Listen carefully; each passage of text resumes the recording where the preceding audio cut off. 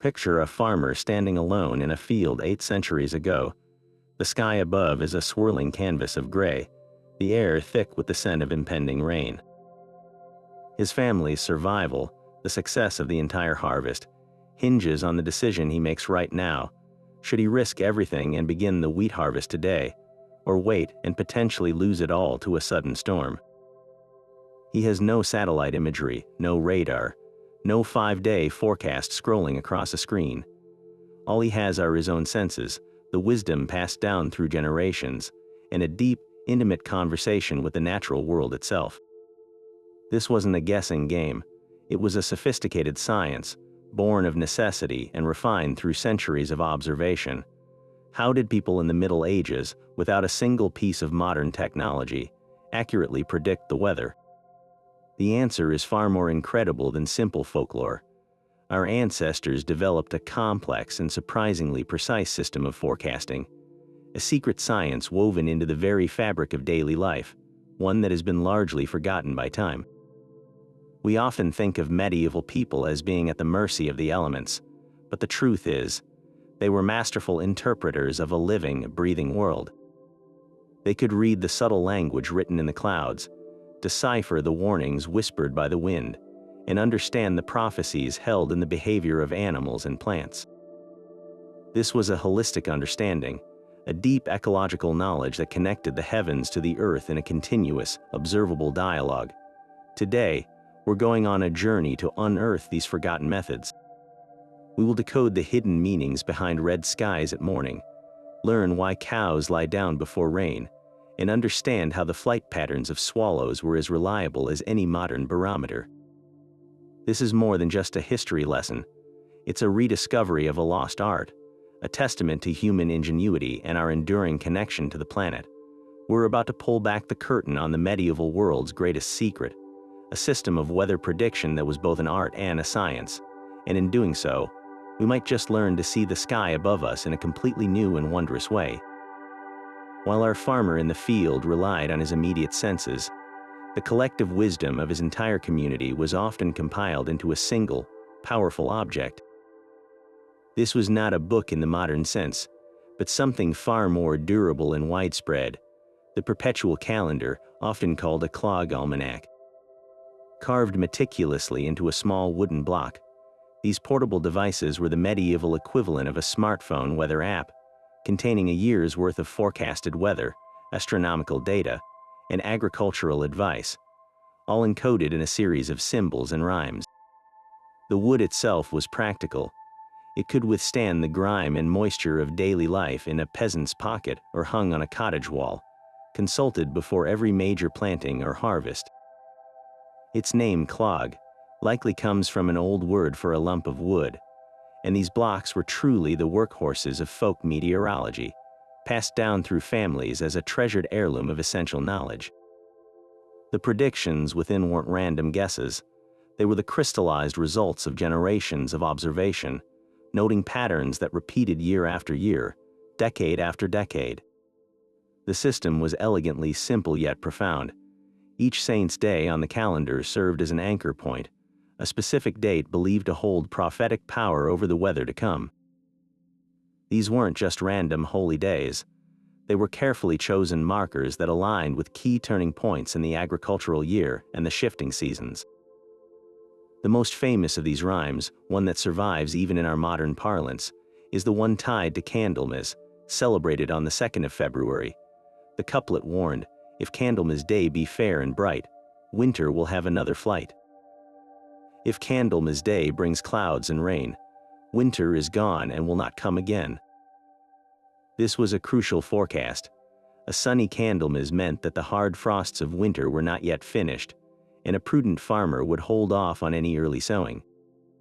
But a damp, overcast Candlemas was a signal of an early spring, a green light to begin preparing the fields.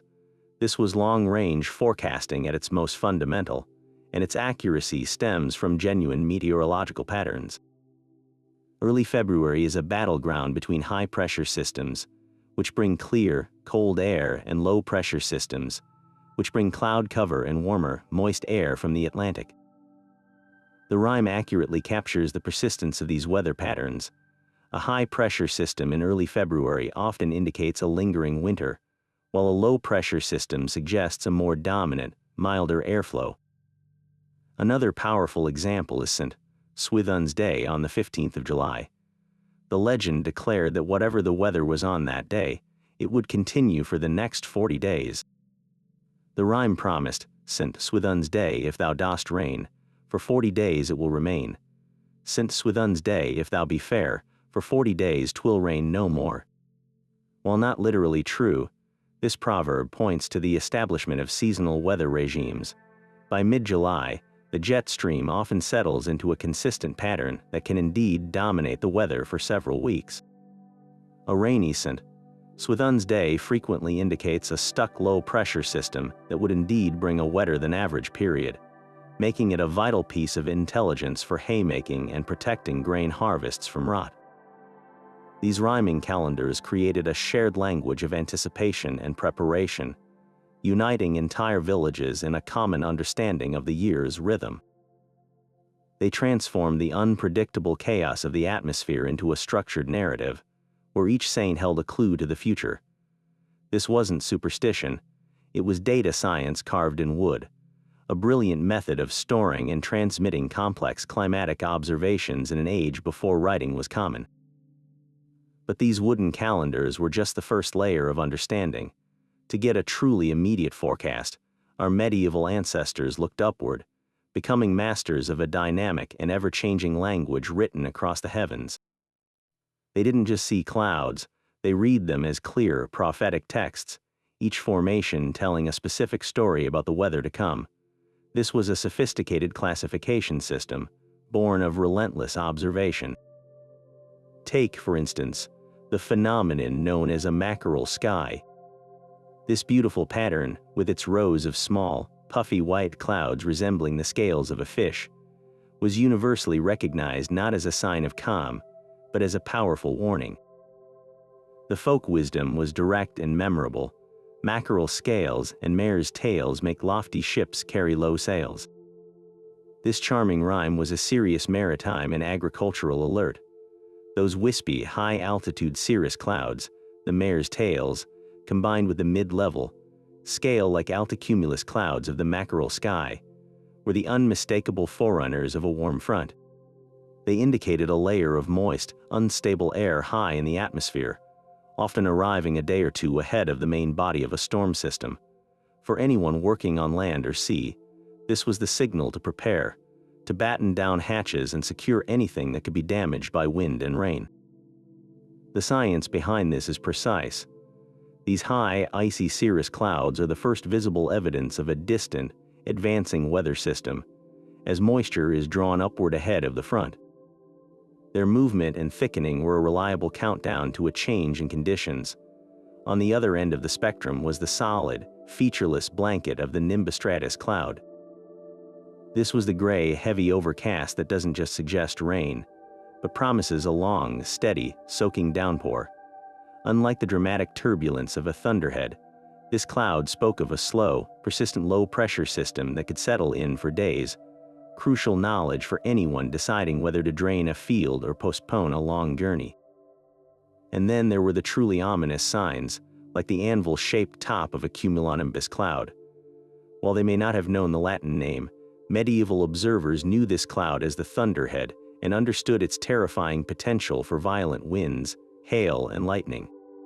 Its towering, cauliflower-like structure was a map of powerful updrafts, and its dark, flat anvil top showed where the cloud had hit the ceiling of the troposphere, signaling an immense release of energy. The ability to distinguish between these formations meant the difference between bringing in the sheep on time and losing them to a flash flood, or between a successful fishing trip and a disastrous shipwreck. This celestial literacy transformed the sky from a capricious force into a readable, predictable partner in survival. While the clouds painted a picture high above, the wind provided the constant, whispering commentary, a force felt rather than seen that offered some of the most reliable short-term forecasts. For medieval communities, the direction from which the wind blew was not a minor detail. It was the headline of the daily weather report. This understanding was built on the fundamental principle that different air masses, originating from distinct parts of the world, carried with them their own unique weather personalities. A wind from the west, blowing in from the vast expanse of the Atlantic Ocean, was almost universally a bearer of moisture and change. It gathered water vapor over the sea and, upon hitting land, was forced to rise, cooling and condensing into the clouds and rain that define the temperate climates of Western Europe. This is why a persistent westerly wind was associated with milder, but often wetter, conditions, crucial for knowing when to dry laundry or hay, or for predicting the swelling of rivers. Conversely, an easterly wind arriving from the great continental interior of Asia and Eastern Europe told a completely different story. This air had traveled over thousands of miles of land, losing its moisture and often arriving cold and dry, especially in the winter months. An easterly gale in January could signal a bitter frost, a warning to ensure livestock had extra fodder and that water troughs wouldn't freeze solid overnight. The strength of the wind, too, was a critical piece of the puzzle. A sudden, violent gust from an unexpected quarter, known as a weather gust, was seen as a far more dangerous omen than a steadily building breeze from a predictable direction. Folk wisdom held that these erratic bursts often preceded the most violent storms, as they indicated turbulent clashes between different air masses high in the atmosphere. Mariners whose lives depended most acutely on this knowledge had an entire lexicon for wind behavior. They watched the way ripples formed on the water's surface, knowing that a certain greasy look to the sea, combined with a freshening wind, often meant rain was on the way. They also paid close attention to the barometric principle of backing and veering, though they would not have used those scientific terms. They knew that if the wind shifted counterclockwise, for example, shifting from south to east, it often meant a low-pressure system was moving in, bringing stormy weather. But if it shifted clockwise, from south to west, it typically indicated the low was passing and fair conditions would follow. This intricate understanding of wind direction and behavior was woven into everyday decisions, from the miller deciding whether it was a good day to grind grain to the shepherd determining which valley offered the best shelter. The wind was a living, breathing entity, a messenger whose language, once learned, could reveal the immediate future written on the air itself. And while the winds whispered and the clouds foretold, our ancestors knew that some of the most immediate and trustworthy forecasts were happening right at their feet, in the behavior of the animals they lived alongside. This was a world where the boundary between the human and natural realms was porous, and every creature, from the barn swallow to the humble earthworm, was seen as a sensitive instrument, finely tuned to the subtle shifts in the atmosphere. They became living barometers, their actions providing a constant, real-time stream of data that anyone could learn to read. Take the common sight of swallows or swifts skimming just inches above the ground, a behavior that was universally interpreted as a sure sign of approaching rain. The reasoning behind this is deeply rooted in the mechanics of the air itself. These birds feed exclusively on flying insects, which are tiny and incredibly susceptible to changes in atmospheric pressure and humidity. As a low-pressure system, which brings rain, moves into an area, the air pressure drops and the humidity begins to rise. This moisture weighs down the delicate wings of gnats and flies, making it difficult for them to gain altitude. Consequently, their predators, the swallows, are forced to follow their food source down to where it is most abundant, just above the grass. So when you saw swallows flying low, you weren't just seeing a bird, you were witnessing a drop in air pressure and a rise in humidity, a direct indicator that rain was likely on the way within hours. Similarly, the behavior of bees was closely monitored. Beekeepers knew that if their bees were buzzing busily far from the hive, it signaled a long stretch of fair weather ideal for foraging.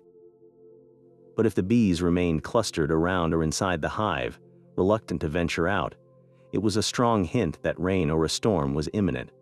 Bees are highly sensitive to humidity and air pressure changes. They can detect the electrical charges in the air that often precede a thunderstorm. Staying close to home was a survival strategy, a way to avoid being caught in a downpour that could damage their delicate wings and prevent them from returning. This was vital information for the beekeeper, but also for any farmer, as it confirmed the other signs they were seeing in the sky. Perhaps the most iconic of all these animal forecasts is the image of cows lying down in a pasture. The old saying insists that when cows lie down, it means rain is coming. While it may seem like a simple superstition, there's a compelling scientific logic that could explain this behavior. One theory suggests that cows, as large animals, are sensitive to the drop in air pressure before a storm. This drop can cause discomfort in their joints, much like some humans feel before a weather change, making lying down a way to alleviate that pressure. Another, more practical theory proposes that cows are simply trying to secure a dry patch of grass. By lying down before the rain begins, they claim a spot that will be somewhat sheltered and dry beneath them once the ground becomes wet and muddy. This wasn't just about cows. Sheep were also watched, as they were believed to huddle together more closely and bleat with a particular urgency before a significant weather change. Even smaller creatures played their part. The chirping of crickets was not just a nighttime soundtrack. People noticed that the rate of their chirps seemed to change with the temperature, and that an unusual silence from them could signal a sudden shift. Earthworms emerging onto the soil surface were another sign of increased humidity and falling pressure, as their underground tunnels became uncomfortably saturated. This intricate web of observation created a holistic forecasting system where the signs from the sky were cross-referenced with the signals from the earth. If the wind was shifting to the west, the clouds were thickening into a mackerel sky, and the swallows were flying low. It created a powerful convergence of evidence that made the forecast virtually certain.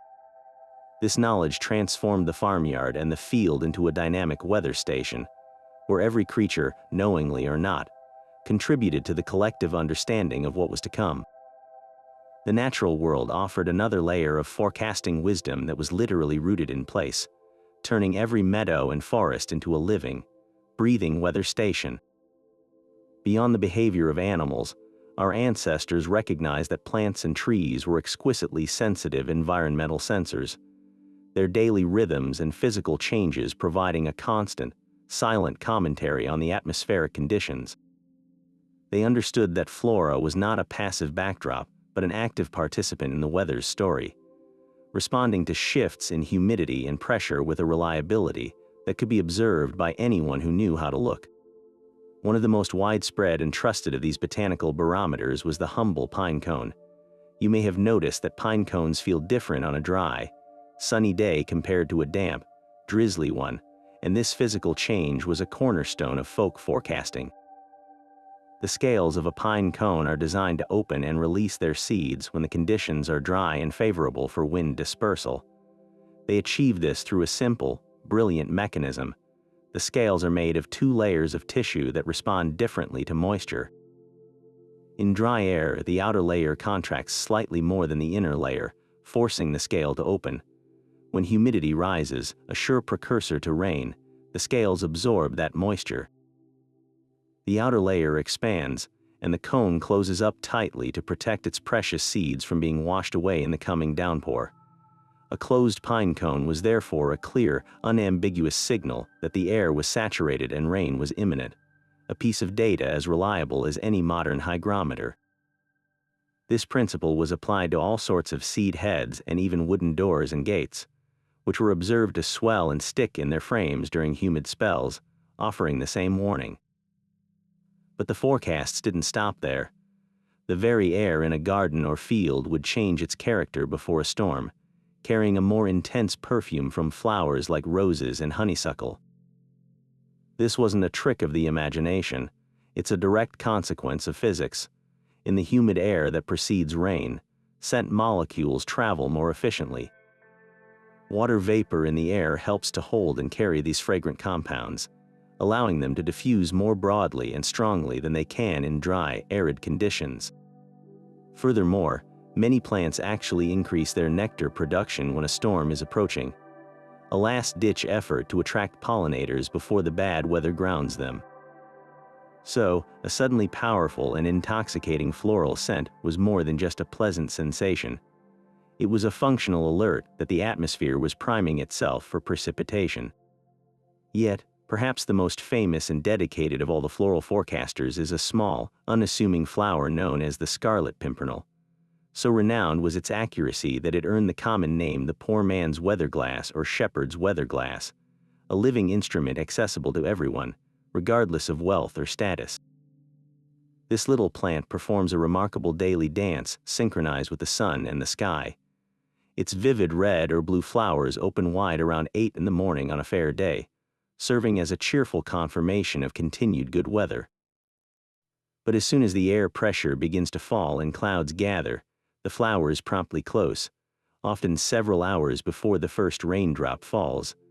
The mechanism is a marvel of natural engineering. The base of each petal has a special layer of cells that are highly responsive to changes in light and humidity.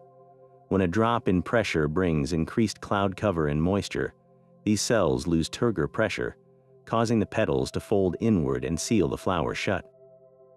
This protects the delicate reproductive parts from being damaged by wind and rain. For a shepherd on a hillside or a laborer in a field, a glance at a patch of closed scarlet pimpernel was all it took to know it was time to seek shelter or bring the flocks to a safer location. This intricate dialogue with the plant kingdom created a deeply layered forecasting system. A farmer might notice the pine cones on the fence post had closed, catch the heavy scent of honeysuckle on the breeze, and then, confirming his suspicions, see the scarlet pimpernel flowers at his feet tightly shut.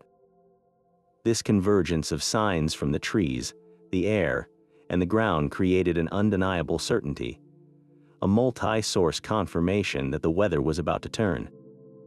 This knowledge represents the very essence of the medieval approach, a holistic, continuous observation of the entire ecosystem, where every element, from the highest cloud to the lowliest flower, was part of a single, interconnected Chinese letter system.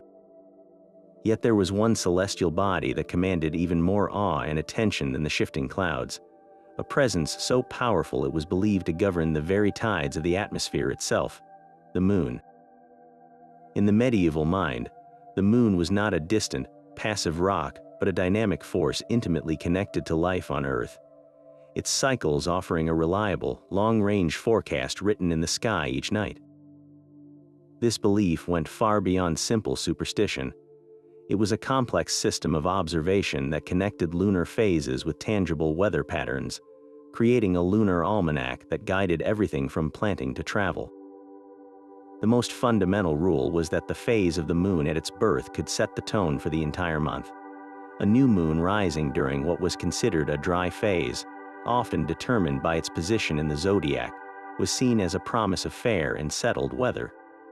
Conversely, a new moon that appeared during a wet phase was a clear omen of a rainy month ahead. This was not mere fantasy. It reflects an early understanding of lunar tides affecting not just the oceans, but the very ocean of air surrounding our planet. Just as the moon's gravity pulls on the seas, it also exerts a slight but measurable influence on the atmosphere, creating atmospheric tides. While this effect is subtle compared to ocean tides, a new moon, when the sun and moon align, creates the strongest gravitational pull, or spring tides. The medieval observers, through generations of careful record-keeping, may have detected a correlation between these periods of heightened gravitational force and an increased tendency for weather systems to be more potent or precipitation to be more likely, especially when other seasonal factors were already aligned for unsettled conditions. This long-range lunar forecast provided a crucial framework for the entire month's planning, offering a glimpse of the general weather trend to come. But for a more immediate prediction, all one had to do was look up on any clear night and observe the moon's appearance. A bright, sharp, and clear moon was a universally good sign, heralding continued fair weather. However, the appearance of a faint, shimmering ring of light around the moon, known as a lunar halo, was an unmistakable warning of approaching rain or snow. This beautiful phenomenon was perfectly understood in its mechanics, even if the scientific terminology was different. They knew this halo was caused by the moon's light passing through a thin, high veil of cirrostratus clouds, clouds composed of millions of tiny ice crystals suspended miles above the Earth. These crystals act like miniature prisms, bending and refracting the moonlight to create that characteristic 22-degree ring. Critically, these high, icy clouds are almost always the vanguard of a warm front and an associated low-pressure system, which typically brings widespread and sustained precipitation within the next 24 to 36 hours. The folk saying was direct and practical: when the moon wears a halo, rain or snow soon will follow. The size of the halo even offered a clue. A smaller ring indicated the cloud layer was denser and lower, suggesting the storm was closer, while a larger, fainter halo meant the system was still far off. This allowed people to gauge not just the fact that rain was coming, but its approximate arrival time. Perhaps the most dramatic and feared lunar omen was a phenomenon known as the old moon in the new moon's arms. This occurs when the dark disk of the moon is faintly illuminated by earthshine sunlight reflected from our own planet, and is visible within the bright, slender crescent of the new moon. While it is a stunning sight, medieval lore interpreted it as a potent storm warning. The scientific basis for this is found in atmospheric clarity. For the darkened portion of the moon to be visible, the Earth's atmosphere must be exceptionally clear to reflect a strong amount of sunlight. This extreme clarity often happens in the wake of a high-pressure system that has scrubbed the air of moisture and particulates. However, in the dynamic weather patterns of Europe, such a state of pristine air is frequently followed by an incoming low-pressure system, which brings clouds and precipitation. The saying, "If the old moon holds the new moon in its arms, the weather will be foul and alarming," was a vivid way of remembering this sequence, a period of crystal-clear skies giving way to an advancing storm. This intricate lunar literacy meant that a single glance at the night sky could provide both a long-range seasonal outlook and a short-term forecast for the coming days, turning the moon into the most reliable and majestic weather vane in the medieval world. If the moon provided a nightly forecast, its solar counterpart offered an equally dramatic, if more perilous, prophecy during the daylight hours. While observing the sun directly was dangerous, the sky around it became a brilliant canvas for some of the most spectacular and telling atmospheric displays, phenomena that medieval observers knew heralded significant and often severe weather shifts. Among these, the solar halo and its more mysterious companions, the sundogs, were seen as the most powerful and urgent warnings. A solar halo is that magnificent ring of light, often whitish or tinged with rainbow colors, that can appear encircling the sun, creating a dazzling, almost otherworldly effect in the sky. This celestial crown, while beautiful, was not a sign of calm. The science behind it is a masterpiece of physics, identical in principle to the lunar halo, but occurring in the intense light of day. These halos are created when sunlight passes through a thin, high-altitude veil of cirrus clouds composed of countless millions of hexagonal ice crystals. As the light enters one face of a crystal and exits another, it bends, or refracts, at a precise 22-degree angle. When millions of crystals are randomly oriented in the cloud layer, they collectively project that ring of light around the sun. The critical weather insight here is the nature of the cloud itself. A widespread, uniform layer of cirrus is almost never a solitary feature. It is the leading edge of a warm front, the advancing shield of a large and potent low-pressure system. The appearance of a well-defined solar halo was therefore a reliable signal that a major weather change was on the way, typically bringing widespread rain or snow within the next day to 36 hours. The folk wisdom was unequivocal: ring around the sun, rain or snow will come. But the forecast could be refined even further by looking for the halo's more specific and vivid relatives, the sundogs, known scientifically as parhelia, which means with the sun. Sundogs are brilliant, concentrated patches of light that appear on one or both sides of the solar halo, often glowing with a fierce, fiery intensity. They form under the same atmospheric conditions as the halo, but through a slightly different process. While sundogs are also caused by the refraction of light through hexagonal ice crystals, these crystals must be plate-shaped and be falling through the air like leaves fluttering from a tree, with their large, flat faces nearly horizontal. This specific orientation causes sunlight to pass through them in a way that concentrates the light at points 22 degrees to the left and right of the sun, creating those dazzling false suns. Their appearance was considered an even more dire omen than the halo alone. The logic was sound. The presence of sundogs indicated not just the existence of the high ice crystals, but that those crystals were of a particular type and orientation, often found in thicker, more developed cirrus clouds that signal the warm front, and the storm system behind it is closer and more organized. A bright, colorful sundog was a sign of a well-defined and potent weather system approaching. The old mariner's adage, "Sundogs bring foul weather," was a serious warning heeded by anyone who worked outdoors. The intensity and color of the sundogs even offered clues. Vivid, sharply defined sundogs with a clear red hue on the side closest to the sun suggested a high concentration of uniform ice crystals, pointing to a robust and moisture-laden storm system. Sometimes, other rare arcs would accompany the halo and sundogs, creating a complex and awe-inspiring display known as a mock sun or complex halo phenomenon. When the sky put on such an elaborate show, it was interpreted as the ultimate confirmation of a major atmospheric upheaval on the horizon, a sign to prepare for a prolonged period of stormy weather, gale-force winds, and heavy precipitation. This intricate understanding of solar phenomena demonstrates the remarkable depth of medieval weather forecasting. They weren't just seeing pretty lights, they were decoding the specific architecture of the upper atmosphere, using the sun's own light, bent and shaped by ice crystals miles above, to predict the powerful forces that would soon dictate the conditions for life and survival on the ground below.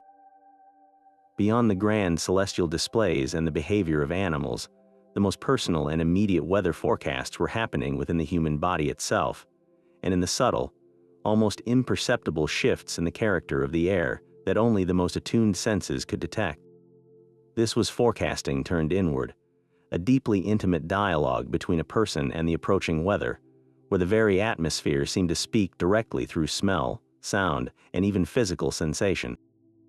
Long before the first raindrop fell, the air would undergo a profound transformation, announcing the coming change with a distinctive scent that anyone who has spent time in nature will instantly recognize. It's that clean, earthy, and slightly sweet aroma that seems to rise from the ground itself, a scent so evocative it even has a scientific name, petrichor. This wasn't a mysterious or magical emission. It was the result of a complex chemical process that medieval people understood through experience. As humidity begins to rise ahead of a rainstorm, the pores in stones and soil start to release accumulated oils from plants and a compound called geosmin, which is produced by certain soil-dwelling bacteria. These compounds, which have been trapped in the earth during dry periods, are released into the air as the moisture increases. Then, when the first, light drops of rain hit the dry ground, they trap tiny air bubbles on the surface, which float upward and burst, ejecting these scent molecules into the air in a fine, aerosolized mist. That sudden, potent wave of the smell of rain was, for our ancestors, a confirmed short-term forecast.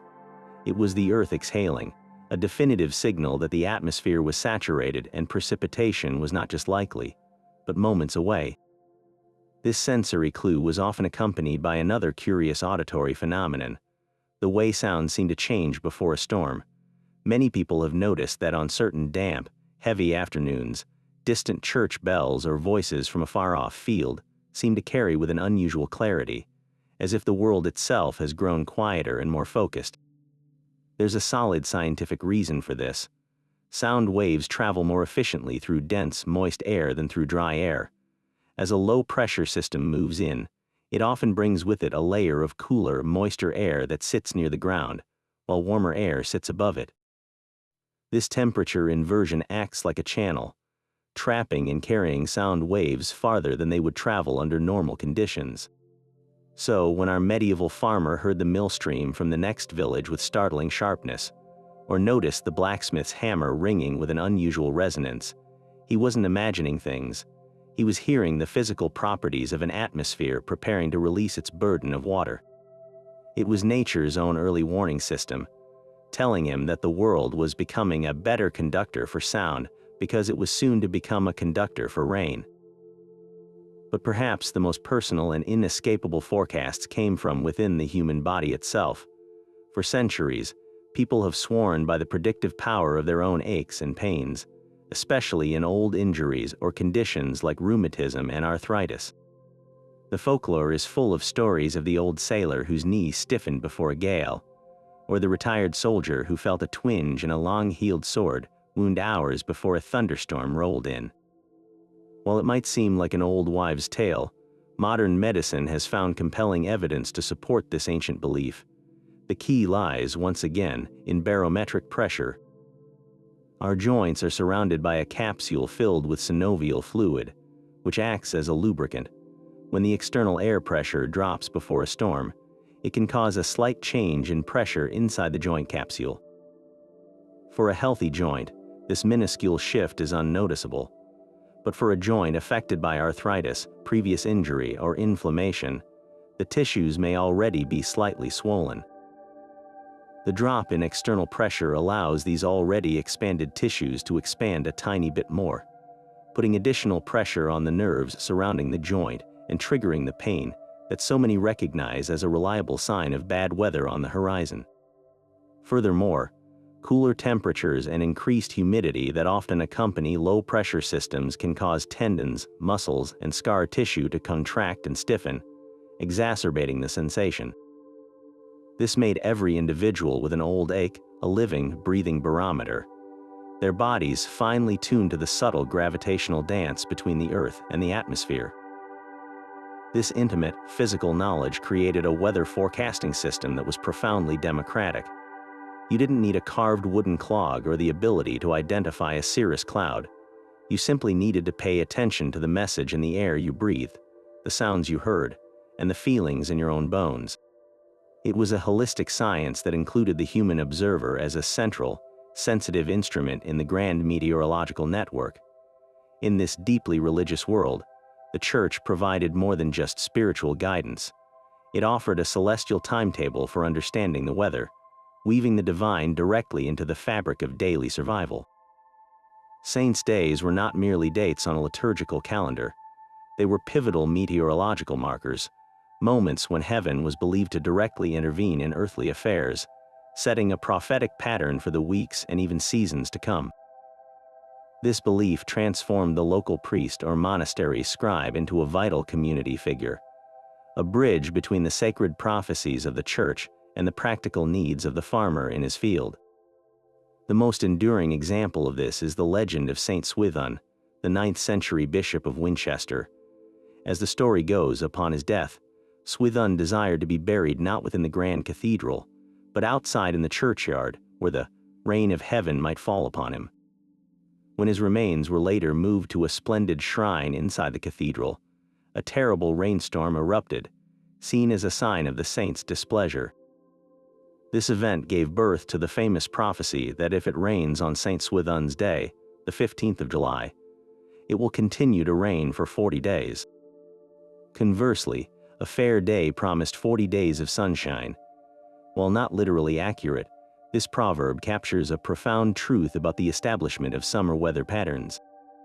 By mid-July, the position of the jet stream often becomes relatively stable, locking in a particular weather regime, either a persistent low-pressure system bringing unsettled conditions or a dominant high-pressure system ensuring fine weather. A rainy St. Swithun's day, therefore, was a powerful indicator that the atmospheric setup was primed for a wetter-than-average period, a crucial warning for haymaking and the all-important grain harvest. But St. Swithun was far from alone in his meteorological duties. The feast of St. Maynard on the 8th of June held similar weight in France. The saying warned that if it rained on his day, it would rain for 40 days after, much like St. Swithun, but it added a charming nuance involving another saint, St. Barnabas on the 11th of June. The rhyme declared, if it rains on St. Maynard, it will rain for 40 days, unless St. Barnabas comes to break it. This illustrates how closely people watch the weather across a sequence of days, looking for a break in the pattern that could save the summer crops. Another key date was Candlemas on the 2nd of February, a crucial turning point in the agricultural year. The well-known rhyme, "If Candlemas Day be fair and bright, winter will have another flight." If Candlemas Day brings clouds and rain, winter is gone and will not come again, was a vital long-range forecast. A sunny Candlemas indicated that cold, high-pressure systems were still in control, signaling that winter's grip was not yet broken. A cloudy, damp day, however, suggested the Atlantic lows with their milder, moist air were taking charge, heralding an early spring. This was the signal farmers needed to decide whether to hold off on early sowing or to begin preparing their fields. Who were the custodians of this sacred climatological knowledge? The priests and the monks. As the most literate members of medieval society, they were the ones recording the weather year after year in monastic chronicles, noting the dates of the first frost, the severity of winters, and the timing of the harvest. This meticulous record-keeping, often done for agricultural or liturgical reasons, inadvertently created the first long-term climate datasets in Europe. A monk noting that a hard frost on St. Vincent's Day led to a poor apple harvest was not just making an observation. He was contributing to a growing body of predictive knowledge. The parish priest, in turn, would share these compiled observations from the pulpit, interpreting the weather of a recent saint's day for his congregation and advising on its implications for the coming weeks. This role made the church the central hub for weather interpretation, blending scriptural authority with empirical observation. A sermon might connect the flooding rains on the feast of a particular saint to themes of divine providence or purification, while also delivering the very practical message that the low-lying fields should be avoided for the next fortnight. This fusion of faith and forecasting provided a comforting framework for understanding a seemingly chaotic natural world. It gave people a sense of agency, a belief that by carefully observing these holy days and heeding the wisdom of the church, they could discern God's will for the seasons and act accordingly, turning the terrifying unpredictability of the weather into a divinely ordained narrative with its own rhythm and reason. While the church calendar and animal behavior offered valuable predictions, some medieval forecasters took a more hands-on approach, creating simple yet effective physical devices that acted as personal, in-home weather stations. Among the most common and charming of these was the humble weather stone. This wasn't a complex instrument but a clever use of natural materials. Typically, a porous stone like limestone or sandstone was chosen and hung from a string or placed on a windowsill. Its forecasting method was beautifully straightforward.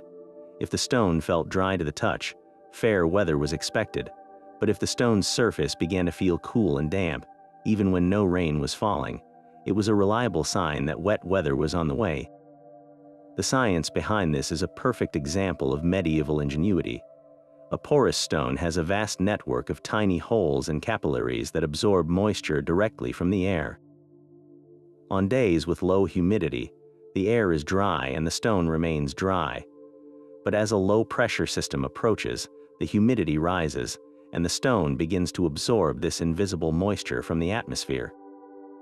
Because the stone is a good conductor of heat, this thin film of moisture also makes it feel cooler to the touch through evaporation, providing two sensory clues: dampness and coolness, that the air was becoming saturated. This simple device was a functional, if rudimentary, hygrometer, giving anyone who touched it a tangible, immediate sense of the changing air. Farmers might give the stone a quick feel before heading out to the fields, and housewives might use it to decide whether it was a good day to air out the bedding. It was forecasting you could literally hold in your hand, but the creativity didn't stop with stones. People noticed that many everyday materials changed their properties with the humidity, and they turned these observations into functional forecasts. A thick hempen rope, for instance, was often used as a tension gauge. When the air was dry, the rope fibers would contract and shrink, making the rope feel taut and tight. When humidity increased, the fibrous material would absorb moisture and expand slightly, causing the rope to slacken and feel looser. A sudden looseness in a rope that was normally tight could be a clear indicator of rising moisture in the air, a warning to bring in firewood or cover the hayrick.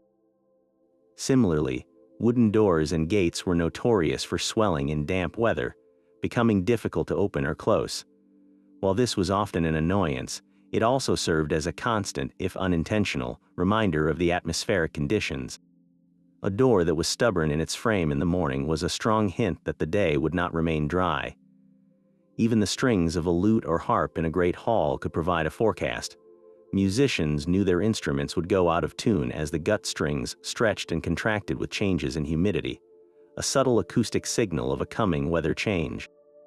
These devices represent a critical shift in thinking from purely observing the external world to constructing tools that amplified and made tangible the subtle signals of the atmosphere. They were the very first steps toward instrumental forecasting, a bridge between reading the flight of a swallow and the invention of the barometer. These homemade gadgets democratized weather prediction, putting a reliable, physical forecast within reach of every cottage and barn, proving that you didn't need a university education to understand the skies, just a clever eye for the materials already in your possession. Yet for all the wisdom found on land, the most urgent and high-stakes forecasting occurred far from shore, where a single misread sign could mean the difference between a safe harbor and a watery grave. Out on the open ocean, medieval mariners faced a world of pure elemental force, where their survival depended on an even more refined and immediate interpretation of nature's signals. They became masters of a fluid language, reading messages not just in the sky, but in the very movement and color of the sea itself. The first and most constant source of information was the swell, the great rolling undulation of the ocean that can travel for thousands of miles from the storm that created it. An experienced sailor could read these swells like a map. A long, steady, low swell from a consistent direction generally indicated fair weather and stable, distant winds. But the sudden appearance of a chaotic, jumbled sea, with swells crossing from multiple directions, was a clear warning of trouble. This confused pattern, often called a cross-sea, signaled that multiple weather systems were interacting or that a powerful, localized storm was churning the ocean nearby, generating its own disruptive wave patterns that clashed with the prevailing swell. Even more telling was a sudden, sharp increase in swell height without a corresponding increase in local wind. This was the ocean's equivalent of a distant shout. It meant a major storm was raging over the horizon, and its powerful energy was being transmitted through the deep water directly toward them. The direction of the primary swell was a vital clue to a storm's location. If the dominant swell began to shift counterclockwise, a mariner knew the heart of the storm was likely to their left, and they could adjust their course accordingly to sail away from its most dangerous quadrant. The color and character of the water provided another layer of critical data. A sudden darkening of the sea, especially if it took on a deep, greenish-black hue, was often a sign of a rapidly deepening water column, indicating they were moving over a much deeper area, but it could also precede a squall as thick clouds blocked the sunlight. More immediately, the appearance of a pronounced, oily-looking slick on the water's surface, sometimes called a sea slick, was a dire omen. This often occurred in the eerie calm at the center of a revolving storm or in the immediate calm before a violent squall hit, as surface tension changed with the dramatic drop in atmospheric pressure. Perhaps the most curious and reliable marine forecasters, however, were the seabirds. Mariners kept a close watch on the gulls, petrels, and albatrosses that were their constant companions. The behavior of these birds was a live feed from the atmosphere. Seeing gulls flying high and far out to sea was a sign of settled weather, as they were confident in their ability to forage over great distances. But when those same gulls began to gather inshore, resting quietly on the water or harbors, and refusing to venture far from land, it was a universally understood signal that rough weather was approaching from the seaward side. The birds, with their exquisite sensitivity to barometric pressure, knew it was safer to stay close to potential shelter. Their flight patterns were also telling. If birds were struggling to fly in a particular direction, fighting against an unseen force, it often indicated strong headwinds at altitude, suggesting a significant shift in the weather was on its way. The ultimate sign of hope for a crew lost in a fog or storm was the sight of a land-based bird, like a pigeon or a small songbird, resting exhausted on the ship's rigging. This meant they were close to land, as these birds would never voluntarily travel far over the open ocean. This complex symphony of signs, the rhythm of the waves, the shifting colors of the deep, and the silent testimony of the birds formed a complete survival system. A captain might feel a subtle shift in the swell through the ship's timbers, note the greasy texture of the water, and watch a flock of petrels flying erratically low to the waves. Together, these signs created an undeniable consensus. A severe storm was brewing, and it was time to reef the sails and batten down the hatches. For those who could understand it, the sea was not a silent abyss, but a living, speaking entity, constantly whispering its intentions to those whose lives depended on listening. This intricate dance with the weather extended far beyond daily predictions, shaping the very rhythm of the entire year. For the medieval farmer, time was not measured in weeks and months on a page, but in a living, breathing agricultural calendar, a cycle of tasks and expectations forged by centuries of observation and deeply embedded in the land itself. This was a long-term strategy, a generational blueprint for survival that synchronized human labor with the predictable pulse of the seasons, all while preparing for their inevitable surprises. The year began not on the 1st of January, but with the first thaw, the first hint of green in the fields, and the specific celestial and natural signs that dictated when to break the earth. This calendar wasn't just a list of chores, it was a complex ecological understanding, where every action was timed to capitalize on favorable conditions and avoid disastrous ones, guided by a wealth of folklore that often held a kernel of profound climatic truth. Perhaps no period was more anxiously watched than the tail end of spring, a time of delicate hope and vulnerability, governed by the ominous forecast of the ice saints. Across much of Europe, particularly in regions with a continental climate, the days surrounding the feast days of Saints Mammertus, Pancras, and Servatius, from the 11th to the 13th of May, were notorious for a final, deadly frost. The rhyme was a dire warning every farmer knew by heart. Before Saint Servatius, no summer is safe. After Saint Servatius, no frost will come. This was not a superstition to be ignored. These saints' days align with a well-documented meteorological phenomenon, a period in mid-May when a final surge of cold Arctic air can plunge southward, devastating the tender shoots of newly sown crops like beans, vines, and corn. A wise farmer would never risk planting these sensitive crops before this frost window had passed. They understood that the apparent warmth of early May could be a cruel deception, and the wisdom of the ice saints taught them patience, to wait for the stable, warmer air masses that typically establish themselves after this date. This was long-range risk management, a way of using collective memory to avoid a catastrophic loss that could mean hunger for the entire community. Once this perilous period was safely navigated, the farmer's attention shifted to the heart of the growing season, a time dominated by the most potent and widely feared of all seasonal periods, the dog days of summer. Spanning from early July to mid-August, and named for the dog star, Sirius, which rose and set with the sun during this time, the dog days were universally regarded as a time of stagnation, heat, and potential misfortune.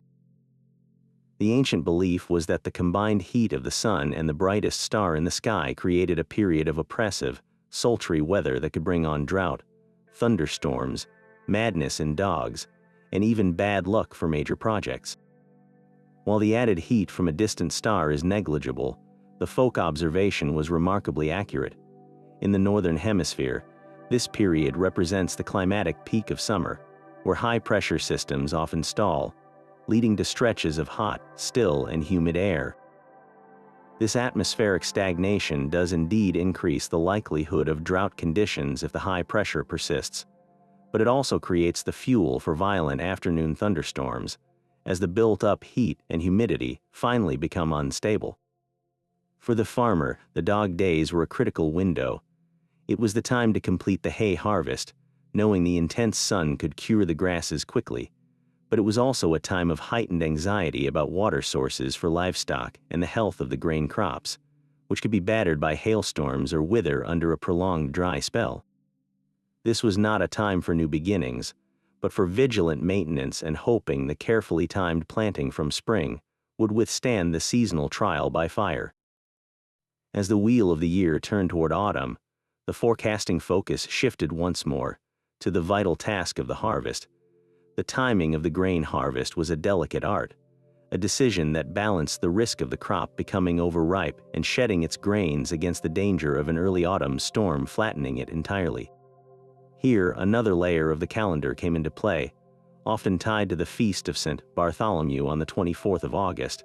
In many regions, this date was seen as the true start of the grain harvest. The saying went at St. Bartholomew, "The barley must bow," meaning the grain should be heavy and ready for the scythe. This date wasn't arbitrary. It reflects the maturation cycle of winter-sown grains in Western Europe, which typically reach peak ripeness in late August. Harvesting too early meant a lower yield. Harvesting too late risked losing everything to wind and rain. The entire village would mobilize for this effort, their work guided by the steady accumulation of seasonal knowledge that told them exactly when the kernels were at their hardest and the weather window was most favorable. This deep generational knowledge created a resilient and adaptive system. A farmer didn't just plant when the soil felt warm, he planted after the ice saints had passed. He didn't just harvest when the grain looked yellow, he harvested when the wisdom of his forebears, codified in the feast of St. Bartholomew, confirmed it was time. He prepared for the intense heat and storms of the dog days because he knew they were a predictable, if difficult, part of the summer pattern. This calendar was a conversation across generations, a way of encoding climatic patterns into a cultural rhythm that allowed communities to not just survive, but to thrive within the constraints and gifts of their environment, turning the daunting challenge of feeding a society into a carefully choreographed dance with the seasons.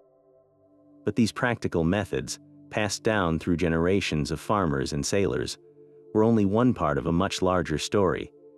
A parallel, more scholarly tradition of weather forecasting was quietly being preserved and advanced behind the thick stone walls of monasteries and in the pages of handwritten books.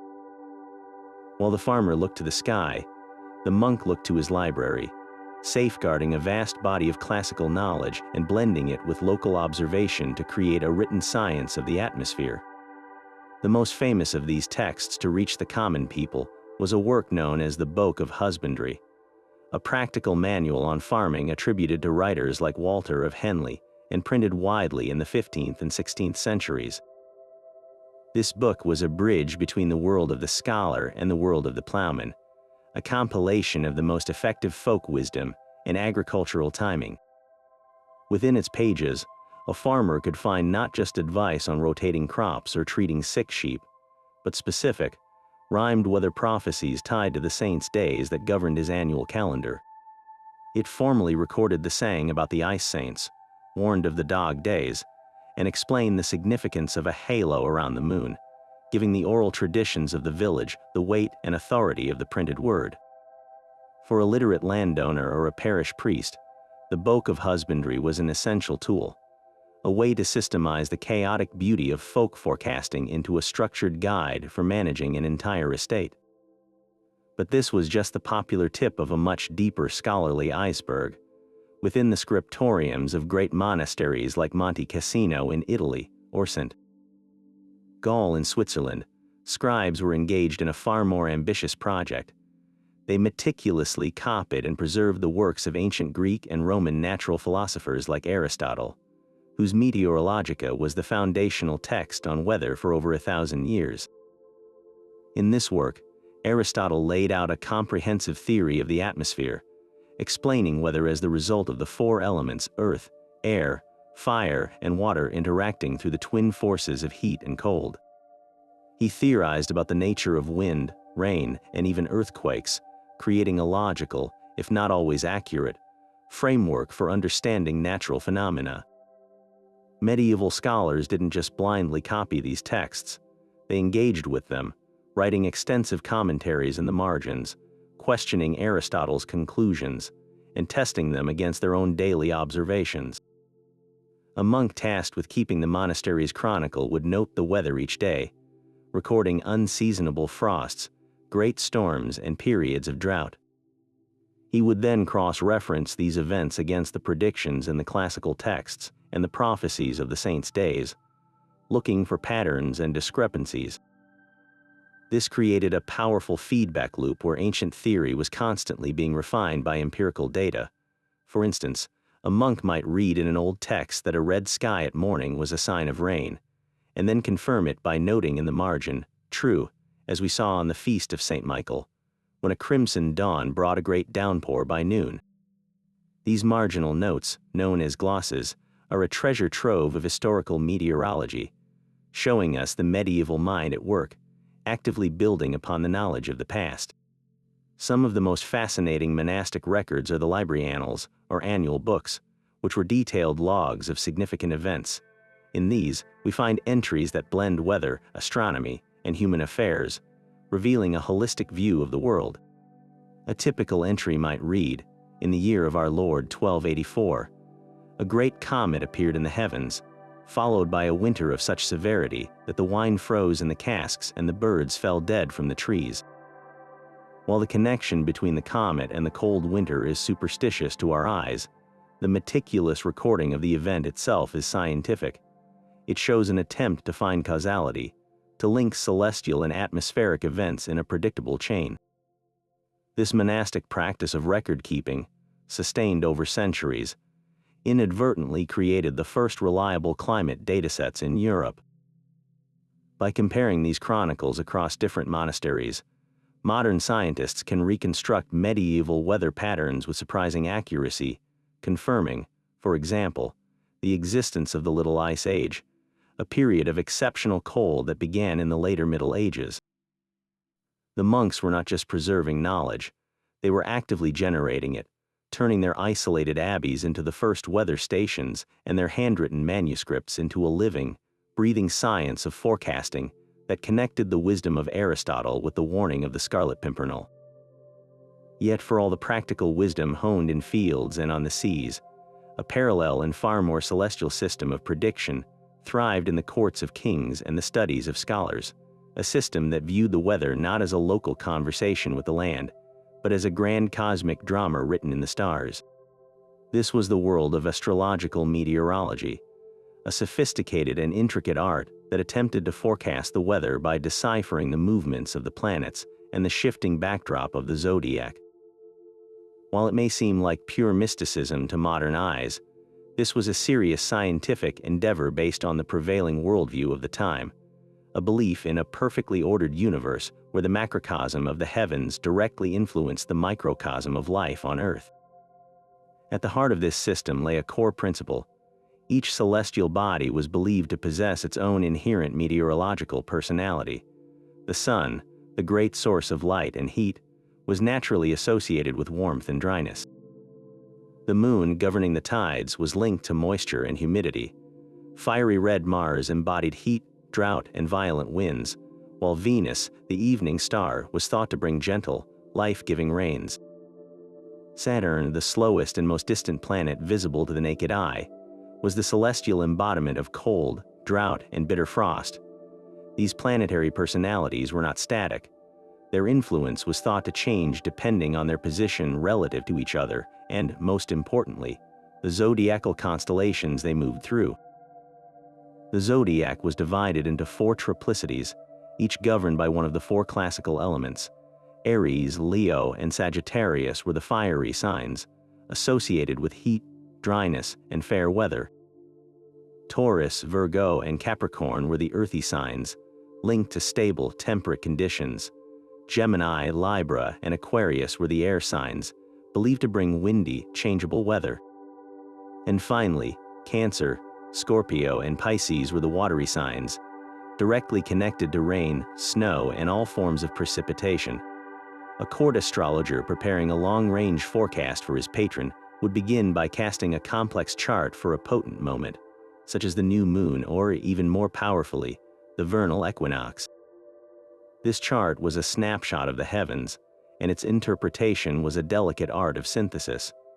If the new moon occurred in the watery sign of Pisces and was closely aligned with Venus, the chart would strongly indicate a wet and fertile period ahead. However, if that same new moon was being opposed by a dry Saturn in the fiery sign of Sagittarius, the forecast became a battle of influences, a prediction of rain, but perhaps with a risk of late cold snaps that could damage young crops. This was the astrologer's true skill, not just reading individual placements, but weighing them against each other to create a nuanced, seasonal outlook. These predictions were of immense practical value to the nobility.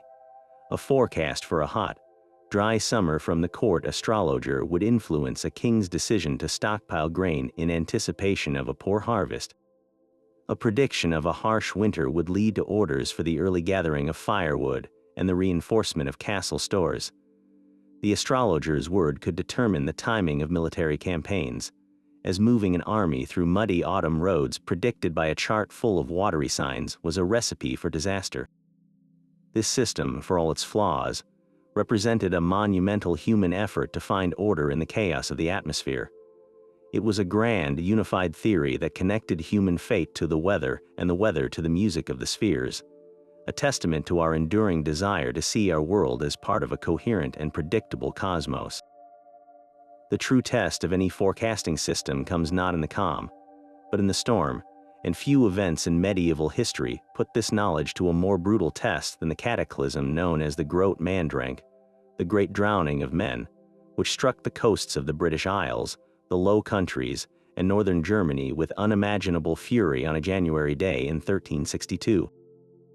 To understand this disaster is to see the entire medieval forecasting world in a single, terrifying moment. A day when the whispers of the natural world escalated into a scream that few could fully interpret in time. In the days leading up to the storm, a careful observer would have witnessed a chilling convergence of every warning sign we have discussed. The first clues would have been written high in the atmosphere. Mariners in the North Sea likely reported a sky filled with wispy mare's tails that thickened into a vast, milky veil of cirrostratus, creating a massive, shimmering halo around the sun and moon for several days prior. This was the classic signature of an advancing warm front, but the scale of the display would have been awe-inspiring, suggesting an exceptionally deep and moisture-laden, low-pressure system was gathering its strength out in the Atlantic. On land, the air itself would have felt unnervingly heavy and still, a classic lull before the tempest, carrying that distinct, damp scent of petrichor rising from the soil despite no rain having fallen. The animals would have been in a state of high alarm. Swallows, though less common in January, would have been replaced by seabirds behaving erratically. Gulls would have been heard crying incessantly and refusing to venture out to sea, instead clustering silently on the cliffs. In the farmyards, cattle and sheep would have been unusually restless, huddling together for comfort as the barometric pressure plummeted, their own bodies sensing the tremendous atmospheric upheaval building over the ocean. Perhaps the most telling sign for coastal communities would have been the sea itself. In the days before the storm, a long, powerful, and chaotic swell would have begun to pound the shoreline, a swell born from a distant, ferocious gale. The water would have taken on a dark, oily, and menacing appearance, and the tide lines would have been strewn with seaweed torn from deep water, a gift from the ocean that was, in reality, a final, desperate warning. For the monks in their chronicles, the astrological charts cast for the new year might have shown an ominous configuration, perhaps a powerful conjunction of planets in the watery signs, suggesting a period of exceptional floods and maritime disaster. All the pieces of the forecast were there, a perfect storm of prophetic data from the sky, the animals, the plants, and the sea. The reason the storm was so phenomenally devastating was a combination of its raw power and a tragic vulnerability. This was not just a typical winter gale.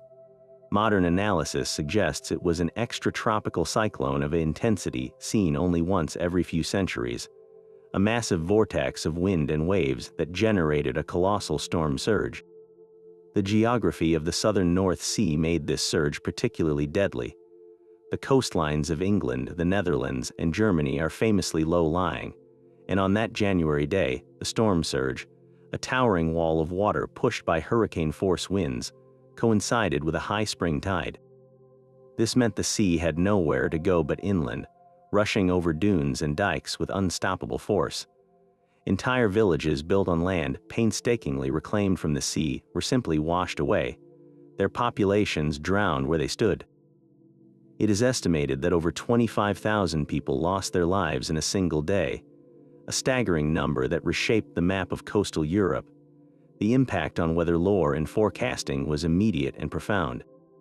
An event of this magnitude was seared into the cultural memory, transforming from a weather event into a legend. It served as a brutal lesson in the limits of prediction.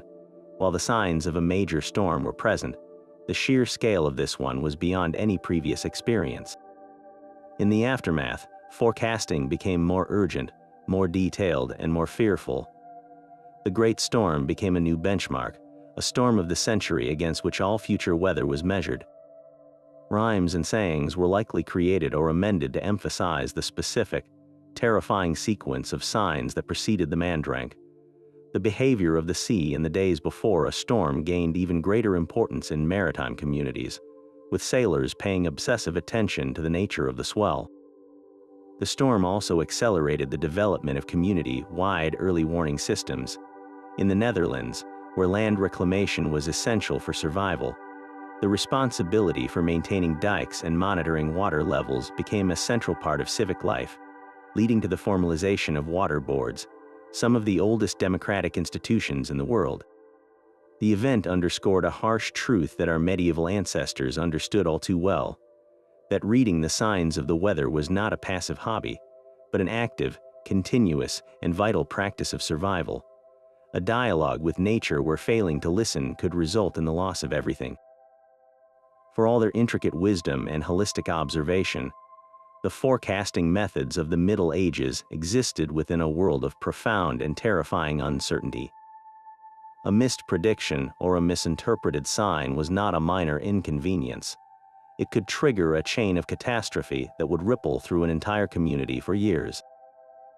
Imagine the plight of a village that, trusting a clear Candlemas day, held off on early sowing only to be met with a sudden, unseasonable warm spell that left them weeks behind their neighbors. Their harvest would be late, smaller, and far more vulnerable to the autumn rains, leading to a winter of scarcity and hunger. Conversely, a community that planted early after a cloudy Candlemas could see their tender shoots utterly destroyed by a late frost that the rime had failed to foresee. The very saints' days that offered guidance could become anchors of blame when the weather defied the prophecy. The failure of Saint Swithun's day to deliver its promised 40 days of weather wasn't just a broken saying. It was a rupture in the understood order of the world, leaving people feeling spiritually and practically adrift. The consequences were most dire when it came to maritime travel. A fishing fleet that misread the signs, and perhaps mistaking a temporary clearing for a lasting fair weather pattern, could be caught miles from shore when a squall line descended. The result was not just lost catches but lost fathers, sons, and brothers, leaving families destitute and villages with a fractured workforce. The story of the Groot Mandrank is the ultimate testament to this, but smaller, more localized storms claimed lives with a grim regularity that kept the fear of a misforecast ever present in the coastal psyche. Communities developed complex social and spiritual mechanisms to cope with this inherent unreliability. The first line of defense was diversification. A wise farmer never planted a single crop or relied on a single field. He spread his risk across different types of grains, legumes, and livestock, ensuring that even if one failed, others might survive. Common lands were vital safety nets, providing pasture, timber, and foraging rights for the poorest members of the community when harvests failed. On a spiritual level, the failure of a forecast was often interpreted not as a flaw in the method, but as a divine punishment or a test of faith. Processions, prayers, and offerings to particular saints associated with weather, like Saint Maynard for rain or Saint Erasmus for sailors, were common responses to a looming crisis or a failed prediction. The community would come together, not to question the lore, but to beg for clemency from the higher power they believed ultimately controlled the elements. This created a resilient, if fatalistic, mindset. The weather was a force that could be interpreted and prepared for, but never fully controlled. A successful forecast was a blessing, a moment of harmony with the natural and divine order. A failed one was a reminder of human fallibility and the awesome, unpredictable power of God and nature. This acceptance of uncertainty, coupled with practical preparations like grain storage in communal barns and the support structures of the manor and the church, allowed these societies to endure the inevitable failures of their forecasting science. They understood that reading the signs was about stacking the odds in their favor, not about guaranteeing the outcome, a humble acknowledgement that has been somewhat lost in our modern age of satellite precision. While a farmer in England might have been watching for the specific shade of a red evening sky, a shepherd in the Alps was listening for a very different kind of warning, a dry, groaning wind that could melt the snow in a day and trigger avalanches without a single cloud in sight. The core principles of medieval forecasting were universal, but their specific applications were as diverse as the landscapes of Europe itself. Local environments gave rise to intensely local secrets, creating a rich tapestry of regional wisdom where communities became experts in reading the unique meteorological personalities of their own homelands. In the British Isles, surrounded by the tempestuous North Atlantic, forecasting was overwhelmingly a science of moisture and wind. The famous rhyme, "Red sky at night, shepherd's delight, red sky in morning, shepherd's warning," found its ultimate home here. The science is a matter of simple light scattering, but its reliability was tied to the region's dominant weather patterns. Weather systems in this part of the world typically move from west to east.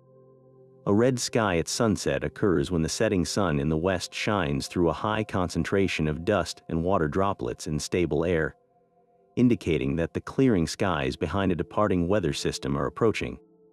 Conversely, a red sky in the morning means that sunlight is illuminating the leading edge of clouds associated with an incoming low-pressure system from the Atlantic, almost certain to bring rain. This wisdom was perfectly adapted to a maritime climate where the next storm was always just over the western horizon. Similarly, the persistent sea frets and thick, chilling sea fogs that would roll in from the North Sea to blanket the east coasts of Scotland and England had their own set of predictors.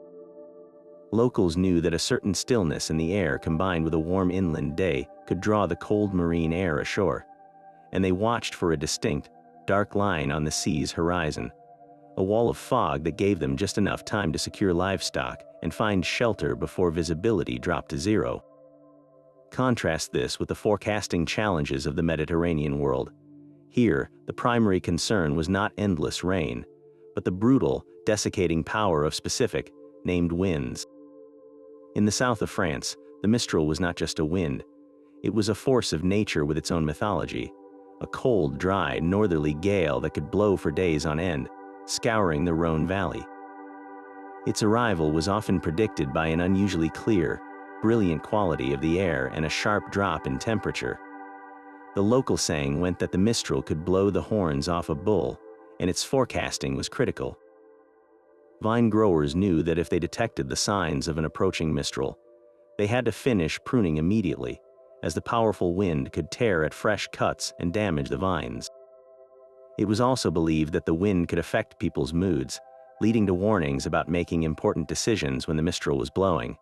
Similarly, in the Alps, the föhn wind, a warm, dry downslope wind, was a master of deception. It could sweep into a snow-covered valley in the dead of winter and raise temperatures by 20 degrees in a matter of hours. While it brought welcome relief from the cold, it was also feared. Alpine communities developed a keen sense for its approach, often noting a characteristic band of lens-shaped clouds, known as föhn walls, forming over the mountain peaks. They knew this warm wind could rapidly melt the snowpack, triggering devastating avalanches or flooding, and would often bring severe headaches and irritability. The forecasting was a matter of life and death, determining whether it was safe to travel through high passes or to remain in villages situated beneath unstable slopes. Meanwhile, in the Netherlands, a nation literally built upon reclaimed land, forecasting was intrinsically tied to water management. The Dutch became unparalleled experts in reading the subtle signs of impending floods. They watched the behavior of their dike-bound livestock, if cattle consistently avoided a particular section of a dike. It was thought they could sense seepage or weakness in the structure long before it was visible to the human eye. The color and movement of the water in the canals was another vital sign. Unusual currents or a certain murkiness could indicate a storm surge pushing water inland from the North Sea, giving the water board, or watership, precious hours to mobilize defenses. This regional specialization demonstrates the beautiful adaptability of this ancient science. It wasn't a one-size-fits-all set of rules, but a living body of knowledge that evolved in direct conversation with the local environment, proving that the most accurate forecast often came from understanding the unique personality of the very ground beneath your feet. But just as these systems of prediction were becoming deeply embedded in the culture, the very climate of Europe began to change in a way that would test every ounce of this hard-won knowledge. Beginning roughly in the early 14th century and lasting into the 19th, a climatic anomaly now known as the Little Ice Age settled over the northern hemisphere, bringing with it a profound and prolonged cooling that destabilized the world our medieval ancestors knew. This wasn't a single, brutal winter.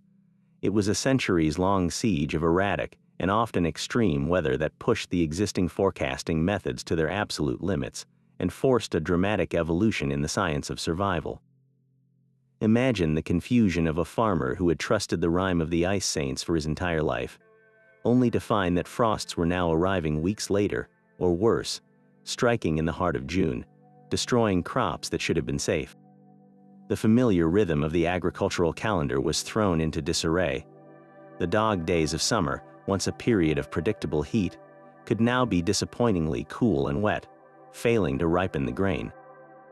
The vital grape harvests across Europe failed with terrifying regularity, as vineyards in England, which had thrived during the earlier medieval warm period, were gradually abandoned to the cold.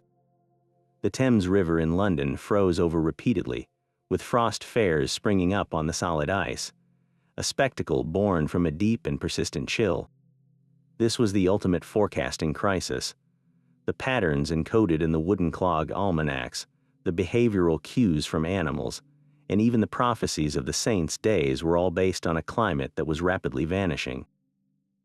A generation of knowledge was becoming obsolete, and the cost of misinterpretation was famine, disease, and social collapse. The Great Famine of 1315 to 1317, which killed millions across Europe, was triggered by a period of relentlessly wet, cold springs and summers that prevented crops from ripening, a weather pattern that the old rhymes had not prepared them for. In this new, harsher world, simply relying on tradition was a recipe for disaster. The crisis demanded adaptation, and it spurred a remarkable refinement in forecasting techniques. Observation became more critical than ever. Communities had to become hyper-vigilant, recording new patterns and discarding old assumptions. The monastic chronicles from this period are filled with desperate notes about the strange weather, meticulously documenting the unprecedented cold and the failure of harvests. This relentless data collection, though born of suffering, slowly began to reveal the new rules of the altered climate. They learned to look for different combinations of signs. A red sky at morning, once a fairly reliable warning, might now be followed by a cold drizzle instead of a warm rain, so it was cross-referenced with the behavior of the pine cones and the flight of the birds with even greater care. The wind took on a new significance. An easterly blast in May, which might have been a temporary inconvenience before, could now signal a killing frost that would wipe out an entire season's planting. The forecasting window shortened, moving away from long-range Saints' Day prophecies and toward immediate, multi-source verification. It was no longer enough to see swallows flying low. You also needed to feel the dampness in the weather stone, smell the peculiar sharpness in the air that signaled a cold front rather than a warm one, and note if the scarlet pimpernel had remained closed all morning. This period of crisis forged a more resilient and sophisticated forecasting mindset. It taught communities that the environment was not a static backdrop, but a dynamic, changing system. The knowledge passed down from their grandparents was a foundation, but it required constant updating through their own sharp-eyed experience. The Little Ice Age, in its terrible challenge, didn't destroy the medieval art of weather prediction. It forced it to become more nuanced, more empirical, and more essential than ever before, proving that the truest wisdom lies in the ability to adapt when the old certainties begin to melt away. This deep understanding of the weather, born from the soil and the sea, did not remain locked in the practical world of farming and sailing. It flowed just as powerfully into the creative spirit of the age, permeating the very stories people told and the art they created, revealing just how deeply this knowledge was stitched into the cultural consciousness. The medieval world saw no firm divide between the science of survival and the soul of expression. The weather was a living character in both, a force that shaped narratives and adorned sacred texts with its symbolic power. Consider the vibrant, bustling world of Geoffrey Chaucer's The Canterbury Tales, written in the late 14th century. This is not a collection of dry fables, but a lively cross-section of medieval English society, and Chaucer, with his keen observer's eye, uses weather as an essential tool to set the scene and reveal the inner lives of his characters. The pilgrimage begins in the gentle showers of April, with the famous opening lines of the general prologue describing how the sweet spring rains have pierced the drought of March to the root, bathing every vein with such power that the flowers are born. This isn't just pretty poetry. It is an exact meteorological observation of the seasonal shift that ends winter's grip and makes travel possible again. The April rains soften the roads and create the conditions for the pilgrimage to even begin, making the weather a silent, essential catalyst for the entire story. But Chaucer's use of weather goes far deeper than simple setting. He gives his characters a sophisticated weather literacy that his audience would have instantly recognized and understood. In the Nun's Priest's Tale, for instance, the rooster Chanticleer is a proud and knowledgeable bird, and he demonstrates this by dismissing his wife Pertelote's interpretation of a bad dream. He argues that dreams can indeed be portents, and to prove his intellectual sophistication, he cites a classical text and then delivers a masterclass in medieval forecasting. He explains that the feeling of being chased in his dream could be a prediction of various bodily humors being out of balance, but then he pivots to a more practical, observable science. He declares that many people of great authority have found that dreams often foretell the joys and tribulations of our lives, and then he seamlessly connects this to the tangible signs of the weather. He doesn't just say a storm is coming. He demonstrates his worldliness by implying he can read the atmospheric signs just as he reads the meaning in a dream. This moment is a brilliant character detail. It shows that being weather-wise was a mark of intelligence and discernment, a skill expected even of a barnyard philosopher. The pilgrims listening to this tale would have nodded in agreement, recognizing in Chanticleer their own daily practice of interpreting the world around them. Beyond the written word, the visual arts of the period are filled with these meteorological insights. Illuminated manuscripts, those breathtakingly beautiful hand-crafted books, often use the weather to convey theological meaning and earthly reality simultaneously. In the stunning Tres Riches Hures du Duc de Berry, a book of hours created in the early 15th century, each month is illustrated with a lavish scene depicting the aristocratic and agricultural life of the time. The calendar page for February, for example, shows a snow-covered farmstead, with peasants huddled around a fire while sheep shiver in their fold. In the background, a person chops wood, their breath visible in the frigid air. This is more than a winter scene. It is a precise visual record of the seasonal weather's impact on daily labor and social structure. The artist has not just painted a pretty picture of snow. He has documented the feeling of a medieval winter, the need for warmth, and the hardship it imposed. Look to the page for June, and you see the hay harvest in full swing under a high, bright summer sky, the very depiction of the fair weather required for such a critical task. These images served as a visual almanac, reinforcing the connection between the month, its weather, and the human activities that were dictated by it. Even tapestries, those vast woven narratives that adorn the cold stone walls of castles, use weather to tell their stories. In the famous series The Hunt of the Unicorn, The weather in the backgrounds shifts subtly from scene to scene, reflecting the emotional tone of the narrative. A clear, calm sky might accompany a peaceful moment, while a darker, more turbulent sky woven with threads of gray and green could foreshadow the coming conflict and the eventual capture of the mythical beast. The weavers were using a visual language that every viewer understood. The weather is a mirror of the story's drama. This artistic tradition reflects a fundamental medieval worldview that the natural world was a book written by God, and every element within it, from the flight of a bird to the pattern of the clouds, held a deeper meaning. By painting and weaving these weather signs into their art, they were not merely decorating. They were acknowledging a sacred order, a universe where the physical and the spiritual were intimately intertwined. The weather was not a random force, but a purposeful part of creation, and understanding its language was a way of understanding the divine plan itself, a concept that resonated from the illuminated page in a monastery to the bustling crowd of pilgrims on the road to Canterbury. Yet for all its intricate wisdom, the ancient art of forecasting stood on the brink of an irreversible change, a revolution born not in a farmer's field, but in the quiet studies of natural philosophers.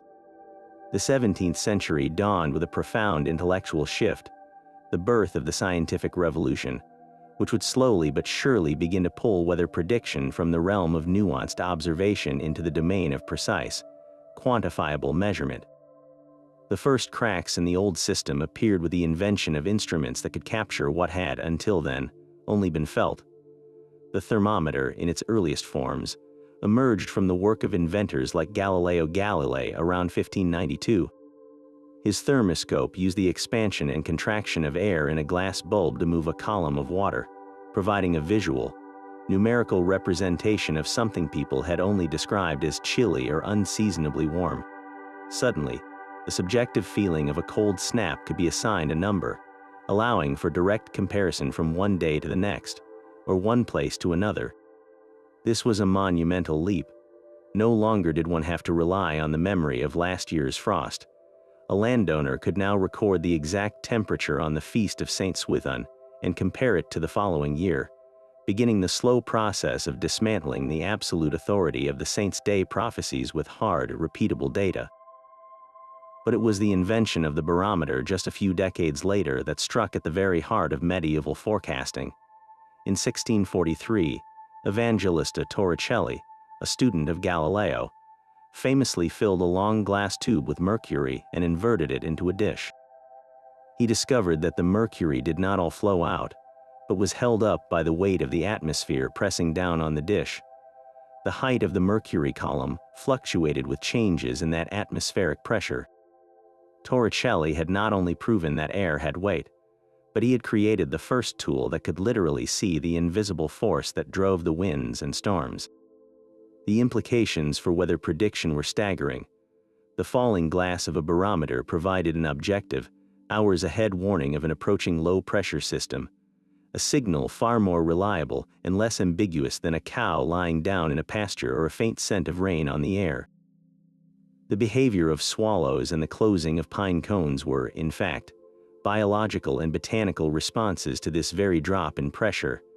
The barometer simply cut out the middleman, providing a direct reading from the sky itself.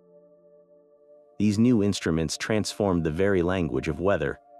The conversation was no longer between a person and a holistic environment, but between a scientist and a dial. Weather diaries, once filled with notes on the flight of birds and the color of the sunset, began to feature columns for temperature and barometric pressure readings. This new data created a hunger for more, leading to the establishment of the first formal weather observation networks. In the mid-17th century, the Accademia del Cimento in Florence began coordinating simultaneous measurements across northern Italy, while later, in the 1760s, the Societas Meteorologica Palatina in Mannheim, Germany, standardized observation practices across a vast network of stations in Europe and even North America. For the first time, a storm could be tracked as it moved across a continent, its progress charted not by rhyming proverbs, but by a falling barometer in Paris followed by a falling barometer in Berlin. This new instrument-based approach did not immediately erase centuries of folk wisdom. For the common person, the old methods remained vital, affordable, and deeply culturally ingrained. A barometer was an expensive, fragile object for a gentleman's study, not a tool for a peasant's cottage.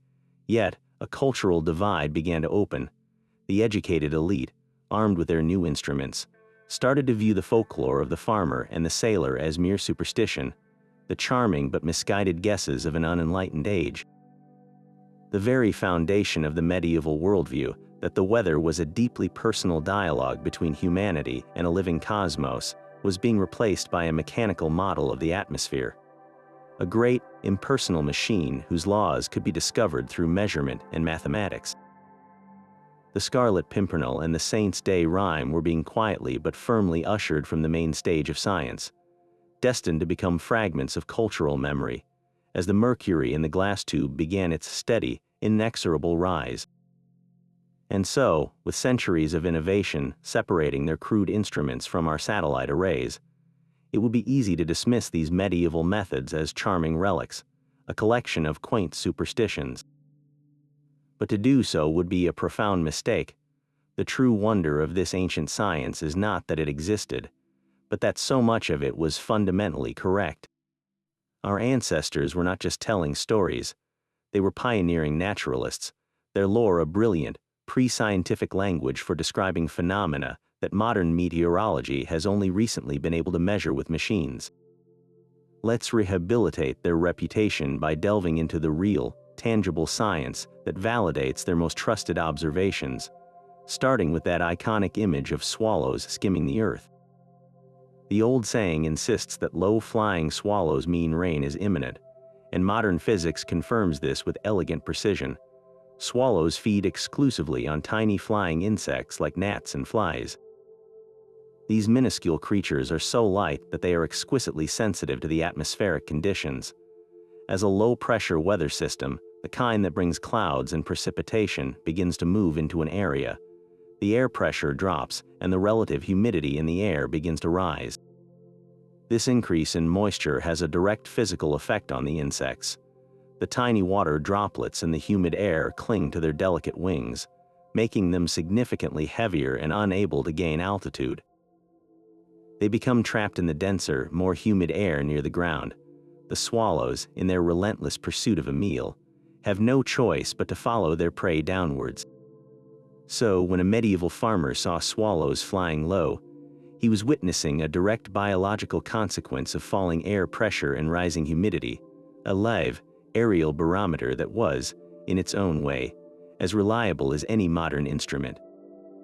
Similarly, the behavior of the humble pine cone, that rustic weather glass, is a masterpiece of natural bioengineering. The medieval observer knew that a closed pine cone signaled damp weather ahead, and the mechanism is a perfect example of passive hydraulics. Each scale of a pine cone is made of two different types of plant tissue that respond to moisture in opposing ways. The outer layer of tissue is more rigid, while the inner layer is more responsive. In dry air, the inner layer loses moisture and contracts slightly more than the outer layer, which forces the scale to pull open, allowing the cone's seeds to be released and carried on the wind. But when humidity rises before rain, both layers absorb this atmospheric moisture. The responsive inner layer expands with greater force than the rigid outer layer, and this differential expansion pushes the scale shut, protecting the seeds from being washed away in the coming downpour. This is not a belief, it is a simple, repeatable physical reaction to a changing environment. The medieval forecaster, by touching a closed cone, was feeling the direct physical evidence that the air was saturated with invisible water vapor, a fact any meteorologist would confirm. Even the most poetic of these sayings, red sky at night, shepherd's delight, red sky in morning, shepherd's warning, turns out to be a brilliant encapsulation of atmospheric optics and prevailing wind patterns. Weather systems in the temperate zones of the northern hemisphere predominantly move from west to east. A red sky at sunset occurs when the sun in the west shines through a high concentration of dust and other small particles in the atmosphere. These particles scatter the shorter blue and green wavelengths of light. allowing the longer red and orange wavelengths to pass through and paint the sky. A deeply red sunset indicates that this dusty, stable air is to the west, the direction from which our weather comes, meaning that the stable, high-pressure system is likely heading towards the observer, promising a fair day to follow.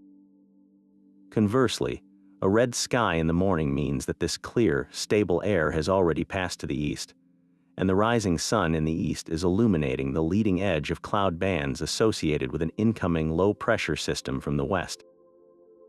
The shepherd or the sailor, seeing that ominous red dawn, knew that the approaching system was close enough to be lit by the sun, and that rain was highly probable. This is not folklore, it is a logical deduction based on the movement of air masses, a principle still taught to pilots and mariners today. We can even find scientific vindication for the way sounds seem to carry farther before a storm. That peculiar clarity, where a distant church bell rings with unusual sharpness, is a phenomenon of acoustic physics. Sound travels in waves, and these waves move more efficiently through dense, moist air than through dry air. As a low-pressure system with its associated warm, moist air moves in, it often creates a temperature inversion, a layer of cooler, denser air trapped near the ground by a layer of warmer air above it. This inversion acts like a sonic channel, bending the sound waves and trapping them close to the surface, allowing them to travel much greater distances with less energy loss. The medieval listener who noted this auditory change was, in fact, detecting the changing density and layered structure of the atmosphere itself, a subtle but measurable shift that precedes precipitation. And what of the aches and pains that so many swore predicted a storm?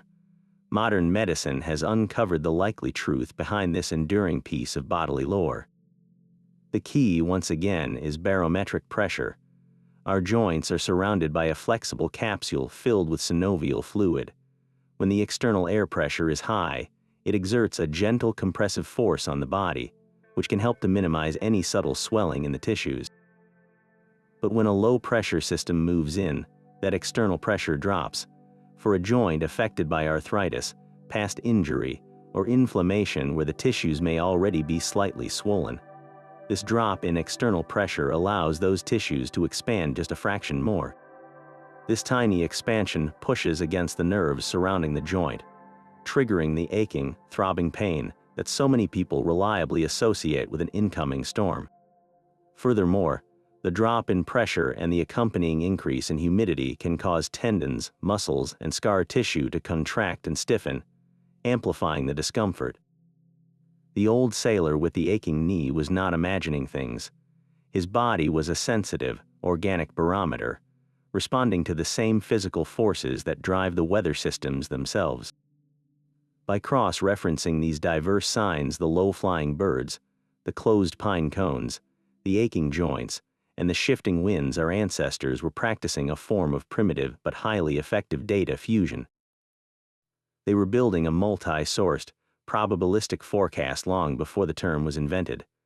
They understood that a single sign could be a coincidence, but a convergence of signs from the animal, plant, and human worlds created a compelling and actionable prediction.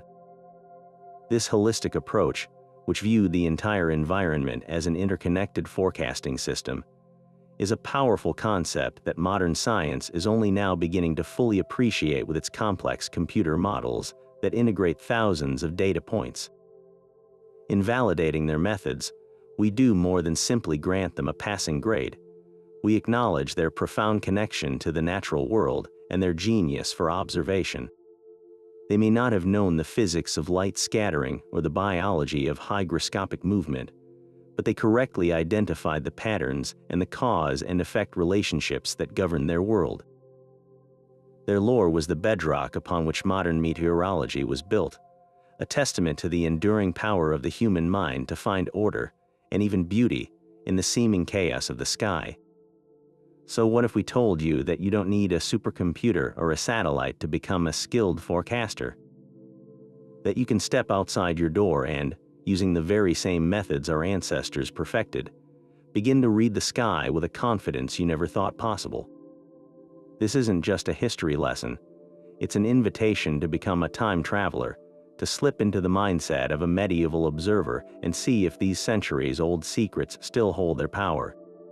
And the best part is, you can start testing them for yourself right now, with nothing more than your own senses and a little bit of patience. Think of yourself as a historical detective, on a mission to uncover the truth behind the lore. Your first and most accessible case file is written daily across the sky in the language of clouds. For 1 week, make it a habit to step outside for just 5 minutes, 3 times a day, in the morning, around midday, and in the evening. Don't just glance up, really look. Do you see those high, wispy horsetails? That's your first clue, the initial signature of a distant weather system. If you notice those wisps beginning to thicken into a milky, high veil and perhaps even see a faint ring forming around the sun or moon, you've just witnessed the classic progression of an approaching warm front. The medieval rhyme promised that a halo means rain or snow within a day or two. Watch and see if it holds true. Notice when the sky becomes a solid, featureless sheet of gray. That's the nimbus stratus, the rain bringer, and it almost never lies. By simply keeping a small journal and noting the cloud types you see and what weather follows, you will, in just a few days, start to see the patterns emerge. You'll begin to anticipate the drizzle before the first drop falls, just by recognizing the character of the overhead clouds. But don't stop your investigation there. The next piece of evidence is all around you, in the behavior of the animals you see every day. Choose one local species to be your focus, perhaps the birds that visit your feeder or the squirrels in your park. Watch them with a new purpose. Do you see the smaller birds, like sparrows or robins, suddenly becoming quiet and seeking shelter in dense bushes? That's a noted sign of an approaching storm, as they sense the drop in pressure. If you live near a pond, watch the swallows or swifts. Are they flying high, performing acrobatic dives for insects? Or are they skimming desperately just over the grass and water? When you see them flying low, make a note of it and see how many hours pass before the rain begins. Even the humble earthworm can be an informant. After a dry spell, if you suddenly see them emerging onto pavement, it's a strong signal that the humidity has risen and the ground has become saturated, a reliable precursor to rain. This isn't just about spotting a single sign, it's about building a case. The most compelling forecasts come from a convergence of clues. You might note the high, thin clouds in the morning, then later observe the birds falling silent and the swallows flying low. Each piece of evidence strengthens the prediction. To truly immerse yourself in the medieval experience, try creating your own version of a weather stone. Find a small piece of sandstone or limestone. A porous, rough textured rock is perfect. Give it a quick wash and let it dry completely in the sun. Then, place it on your windowsill or just outside your back door. Several times a day, simply touch it. Get to know how it feels when the air is dry and the weather is fair. Then, on a day when the forecast calls for a change, feel it again. Do you notice a subtle dampness or a distinct coolness to its surface, even though no rain has fallen? That's the stone absorbing the invisible moisture from the increasingly humid air, giving you a tangible, physical forecast you can hold in your hand. It's a simple experiment, but it forges a powerful, tactile connection to the methods of the past. For a final, more advanced challenge, turn your attention to the most dramatic forecaster of all, the wind. Download a simple compass app on your phone and for a few days, note the prevailing wind direction in your area. In many regions, a westerly wind is the default, bringing in the familiar weather patterns. But then, watch for a shift. If you feel the wind start to pick up and swing around to the north or east, especially in the spring or autumn, it often ushers in a colder, drier air mass. This simple observation was the backbone of maritime forecasting for centuries. By combining your wind observations with your cloud and animal data, you move from being a casual observer to a genuine interpreter of the atmosphere. The goal of this historical detective work isn't to replace your weather app, but to augment it with a deeper, more personal understanding. It's about rediscovering a lost literacy, the ability to have a conversation with the world immediately around you. There is a profound satisfaction that comes from correctly predicting a summer downpour, because you saw the cows lying down in the field and felt the dampness on your weather stone, a satisfaction that no automated alert can ever provide. You are participating in a tradition that is centuries old, testing the wisdom of the ages against the reality of the modern sky, and in the process, you might just find yourself feeling more connected, more grounded, and more in awe of the intricate, beautiful system that is our weather. This ancient dialogue with the atmosphere did more than just guide daily decisions. It wove itself so deeply into the fabric of daily life that it became encoded in the very language people spoke. The legacy of medieval forecasting survives not in dusty manuscripts, but in the common phrases and idioms we still use today, often without a second thought to their meteorological origins. When you hear someone remark on a red sky at night or complain that it's raining cats and dogs, you are hearing a direct echo from the Middle Ages, a fragment of a sophisticated forecasting system that has been passed down through countless generations. These sayings are far more than quaint old expressions. They are linguistic fossils, preserving the practical wisdom and sharp observational skills of our ancestors in a handful of memorable words. The most famous and scientifically sound of these is undoubtedly the rhyme, "Red sky at night, shepherd's delight. Red sky in morning, shepherd's warning." This proverb appears in various forms across seafaring and farming cultures, and its longevity is a direct result of its remarkable accuracy. The science behind it is a beautiful interplay of light and global weather patterns. In the temperate zones where this lore developed, weather systems predominantly travel from west to east. A red sunset occurs when the sun is low in the western sky, and its light has to pass through a great thickness of the Earth's atmosphere. This journey scatters the shorter blue and green light wavelengths, allowing the longer red and orange wavelengths to pass through and color the clouds. A vivid red sunset indicates that the air to the west, the direction from which our weather comes, is full of dust and moisture particles, signifying stable, high-pressure air that has already passed over the observer. This high pressure typically brings calm, clear weather, much to the delight of any shepherd whose flock was safe in the fold. Conversely, a red sky in the morning presents the opposite scenario. The rising sun in the east illuminates the leading edge of clouds associated with an approaching low-pressure system from the west. Those high-altitude cirrus clouds, the forerunners of a storm, are catching the red light, signaling that the unsettled weather is already on its way and will likely arrive within the day. This single, elegant rhyme perfectly encapsulates the movement of air masses, a cornerstone of modern meteorology that was understood through experience centuries before it was explained in a textbook. Another vivid expression, born from the sensory experience of medieval life, is the declaration that it is raining cats and dogs. While the image is bizarre, several compelling theories trace it back to the harsh living conditions of the era. One of the most plausible origins points to the architecture of thatched roofs in medieval England. The roofs of peasant cottages were often constructed with a thick layer of straw, which provided excellent insulation but could become slippery and unstable during a heavy downpour. It was common for small animals like cats and dogs, as well as the rodents they hunted, to seek shelter and warmth in the dense thatch. During an exceptionally violent rainstorm, the thatch would become waterlogged and slick, causing these animals to lose their footing and tumble out of the roof and into the house below. To the inhabitants inside, it would quite literally seem as if cats and dogs were falling from the sky along with the torrential rain. Another theory links the phrase to Norse mythology, where cats were symbolically associated with storms and dogs with the wind, as the god Odin was often pictured surrounded by wind and storm wolves. A downpour of cats and dogs would therefore be a storm of legendary ferocity. Regardless of its exact origin, the phrase captures the medieval experience of a cloudburst so intense and chaotic that it felt like the natural order itself had been upended. Beyond these well-known examples, our everyday language is peppered with other weather-related terms that have their roots in this period.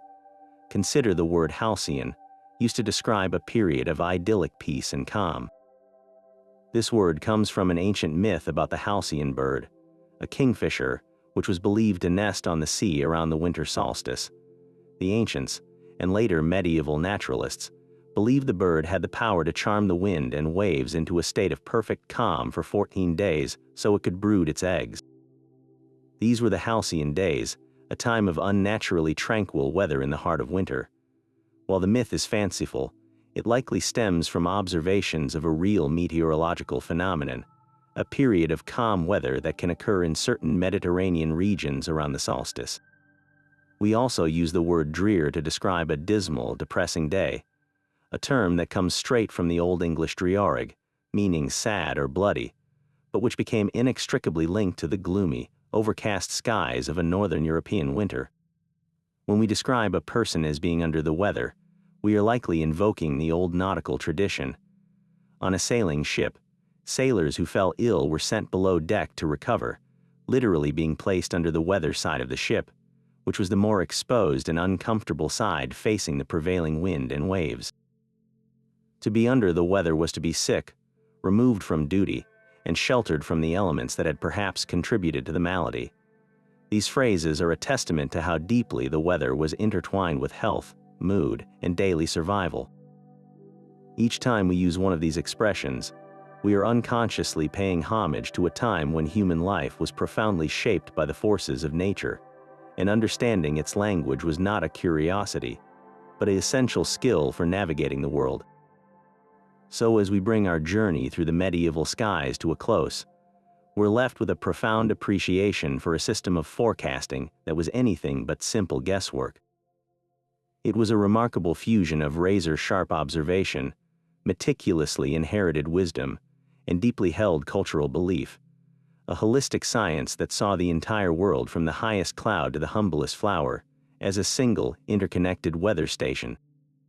Our ancestors were masterful naturalists, their lives a continuous dialogue with the atmosphere, and their methods represent a stunning achievement of human ingenuity born from sheer necessity. They didn't just live in their environment, they listened to it, learned its language, and recorded its patterns in a rich tapestry of rhymes, rituals, and practical knowledge that allowed entire civilizations to not only survive, but to thrive. In an age without satellites or supercomputers, they achieved a sophisticated understanding of weather patterns by becoming lifelong students of the natural world, their forecasting a brilliant blend of empirical data and ancestral tradition. Yet, in our modern world of instant, digitized forecasts delivered to our pockets, we have unquestionably gained incredible accuracy and safety. We can track a hurricane across an ocean and know a storm is coming days in advance. But in this incredible technological leap, we have also lost something precious. We have surrendered a fundamental connection, a deep-seated sense of belonging to the rhythms of the earth.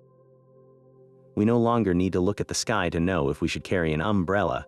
We glance at a screen. We don't learn to read the wind's whisper or the bird's flight. We receive a push notification. This disconnection has made us observers of the weather, rather than participants in its story. The medieval world understood that the weather was not a remote force to be observed from a distance, but an intimate, immediate presence that demanded engagement, respect, and a keenly attuned awareness. Their forecasting was a daily practice of mindfulness, a constant conversation with the world that fostered a deep, irreplaceable sense of place and a humble recognition of our place within a much larger, living system. So here is our call to action for you. The next time you step outside, don't just check your phone. Instead, take a moment to truly look up. Watch the clouds and try to name their shapes. Are they the wispy mare's tails of an approaching front, or the heavy gray blanket that promises a long, steady rain? Listen for the wind and feel its direction on your skin. Notice the animals around you. Are the birds singing happily, or have they gone quiet and sought shelter?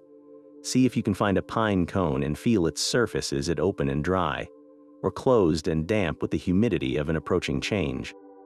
Try to spot a scarlet pimpernel, the poor man's weather glass, and see if its petals are open to the sun or sealed shut. You don't need to abandon modern forecasts, but you can begin to augment them with this ancient, personal knowledge. By relearning this lost language, you do more than just predict the weather. You reclaim a piece of your own heritage. You forge a tangible link to the countless generations who came before us, who looked at the very same sky with the same mix of wonder and practical need.